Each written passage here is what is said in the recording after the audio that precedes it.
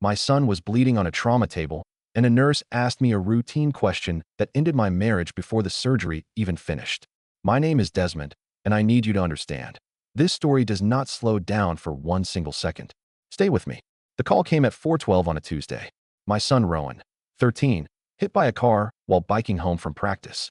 Compound fracture, internal bleeding, rushed into surgery within the hour.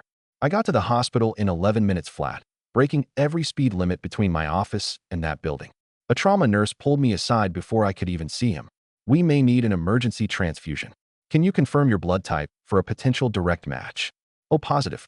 I've known that since I was a teenager, donated blood a dozen times, never once had reason to think about it twice. She checked her tablet, checked it again, and her face did the thing faces do when something doesn't line up. Sir, Rowan's chart lists him as AB negative. That combination isn't typically possible between an O positive father and an O positive mother. I stood in that hallway, my son somewhere behind double doors bleeding, and did math I never should have had to do at that exact moment. AB negative. From two O positive parents. That's not a coincidence. That's not a lab error. That's genetically, flatly impossible. I want you to sit with where I was standing when I learned this. Not at home. Not during some calm conversation. In a trauma hallway, my son on a table, and the first crack in 13 years of my life splitting open in real time. I didn't say anything. I couldn't. I just nodded and let her walk away, and I stood there running the numbers over and over, hoping I'd gotten something wrong. Rowan came out of surgery 5 hours later. Stable. Recovering. Going to be fine, the surgeon told us. And for exactly as long as it took to hear those words, I let myself feel nothing but relief.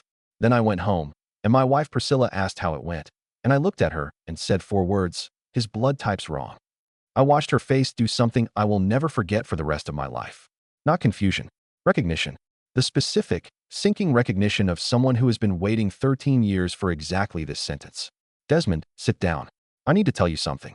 I did not sit down. Say it standing up. Right now. She told me. All of it. In one long, unbroken confession that had clearly been sitting loaded in her chest for over a decade, waiting for a trigger she probably always knew would eventually arrive. 14 years ago, before Rowan was born, during a rough 6-week stretch where she and I had actually separated, briefly, both of us convinced at the time it might be permanent, she'd been with someone else. A co-worker. She reconciled with me 4 weeks later. Found out she was pregnant 6 weeks after that. Did the math herself, quietly, alone, and convinced herself the timeline was close enough that Rowan was probably mine. Probably. She built 13 years of my life on top of the word probably, and never once gave me the chance to know that word existed. I need his name, I said. She told me. A man named Holt. Someone she hadn't spoken to in over a decade. Someone who, as far as she knew, had no idea Rowan existed at all. I want to walk you through the next 72 hours, because they did not slow down either. I ordered a paternity test the next morning, using a swab from Rowan's hospital discharge kit and my own, sent through an expedited lab specifically because I needed certainty faster than the standard 2-week window could give me. 5 days later, 0% probability of paternity. Confirmed. Not a lab glitch in a hallway. Not a fluke. 13 years, and the boy healing in the bedroom down the hall from mine had never once been biologically mine. I want to be completely clear about something before I go one sentence further. Nothing about that result changed how I felt walking into his room that night to check on his pain medication schedule. Nothing. I have been his father since the day he was born, and I remain his father in every single way that has ever actually mattered.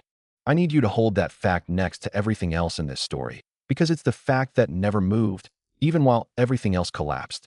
But my marriage moved. Fast. I confronted Priscilla with the results laid flat on our kitchen table, the same table where we'd eaten 12 years of birthday dinners. 13 years, I said.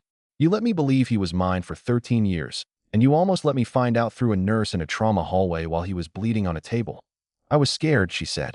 Every year that passed made it feel like more of a betrayal to say than the year before.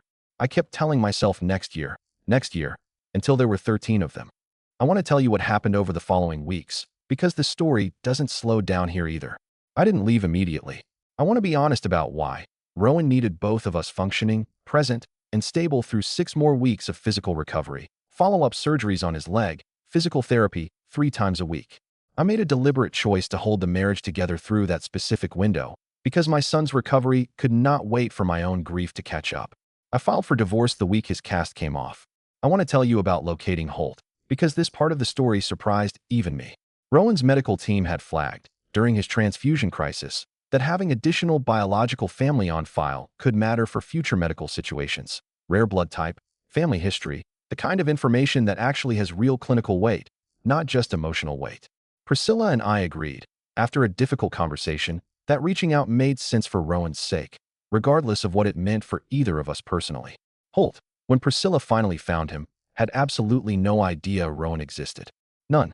He'd moved across the country years earlier, built an entirely separate life, and the phone call informing him he had a 13-year-old son who'd just survived a trauma surgery landed on him with the same seismic force it had landed on me, just from a completely different angle. I want you to imagine that phone call. A man, completely unaware, answering an ordinary evening call to learn he has a child he's never met, who just nearly died, whose mother is now getting divorced from the man who actually raised him. Holt asked, almost immediately, if he could meet Rowan. I said no, not yet. Not until Rowan himself understood any of this, and not until I had a clearer sense of what role, if any, this stranger deserved in my son's life. I want to describe the conversation Priscilla and I eventually had with Rowan, because it is, without question, the hardest conversation of my entire life, and it happened roughly 4 months after that trauma hallway. We sat him down together, divorced by then, but still able to be in the same room for exactly this, and told him, gently, in language a family therapist had helped us prepare for weeks in advance, that his blood type had revealed something about his biology that didn't change anything about who his father actually was. He looked at me, just looked at me, for a long moment, processing something enormous in real time the way 13-year-olds sometimes process things, quietly, then all at once. So you're not my dad.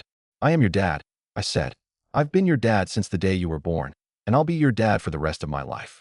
This doesn't change that, not even a little bit. But you're not my blood dad. No. But blood isn't the thing that made me show up for every single one of your baseball games. Blood isn't the thing that sat with you every single night this summer while your leg healed. I am your father because I chose to be, every single day for 13 years, and I'm going to keep choosing it. He cried. I cried. It remains, to this day, the most important conversation I have ever had with another human being. I want to tell you what happened with Holt eventually, because it isn't the story you might expect. About 8 months after everything came out, once Rowan had had real time to process it with his therapist, he asked, on his own, if he could meet Holt, just to see, just to know. I said yes, on the condition that I be there, and that Rowan understood nothing about that meeting would change anything about our own relationship. I want to describe that meeting because it was stranger and gentler than I expected. Holt was nervous, visibly, genuinely nervous, in a way that told me he understood exactly how fragile this moment was. He didn't try to claim a father's role. He was careful, almost deferential, letting Rowan set every pace, every question, every boundary. They've built something since then, not a father-son relationship. Rowan has been extremely clear, in his own words, that he already has a dad. Something more like a distant, curious, occasionally warm connection to a biological relative, the kind of relationship that exists in its own separate category, one that doesn't compete with what Rowan and I actually have. I want to tell you about my divorce from Priscilla because it wasn't simple either. We stayed, for Rowan's sake, in each other's lives, co-parenting, civil, present at every school event together, a decision that required more emotional discipline from both of us than either of us knew we had. I don't think I've fully forgiven her. I don't know that I ever will, completely. But I've also come to understand that the specific shape of her fear, young, scared, convinced that honesty would cost her everything, doesn't excuse 13 years of silence, even while it explains where the first lie came from. I started therapy about 2 months after that hallway conversation, once Rowan's physical recovery had stabilized enough to leave me room to actually process my own. My therapist helped me understand something I didn't have language for in the early weeks, that grieving a biological relationship you never actually had doesn't erase the real one underneath it. It sits alongside it. Both true at once, neither one canceling the other out. I think, more than anything, about that trauma nurse's face when she checked her tablet a second time. The specific, professional carefulness of someone about to hand you information she knows will detonate something, delivered anyway, because withholding it wasn't an option, not when a transfusion match mattered more than anyone's comfort. I think about how close that truth came to staying buried forever. If Rowan's crash had been slightly less serious, if a transfusion had never come up as a possibility, I might have gone another decade, another 2 decades, never once learning what had been sitting quietly underneath my entire family the whole time. It's been just over 2 years now. Rowan is 15, fully recovered, playing baseball again, applying to a specialized science program for next year that I could not be prouder of. My relationship with him remains exactly what it has always been, permanent, unconditional, mine. I think about what I'd tell another father sitting in that same trauma hallway, staring at a tablet screen that doesn't match what he thought he knew about his own life. I'd tell him, the results are going to detonate something. Let them. Grieve whatever needs grieving. But do not, for one single second, let a blood type make you believe you're any less of a father than you were the morning before you learned it. Fatherhood was never actually sitting in that blood type to begin with. It never once was. If you've ever had a piece of medical information surface sideways, through an emergency you never asked for, and completely rearrange your understanding of your own family in real time, I want to hear about it.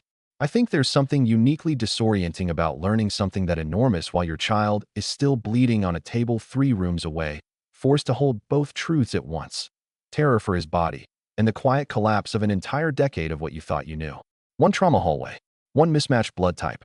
That's all it took to learn that the truth I never once thought to question had been sitting quietly underneath my entire family for 13 years.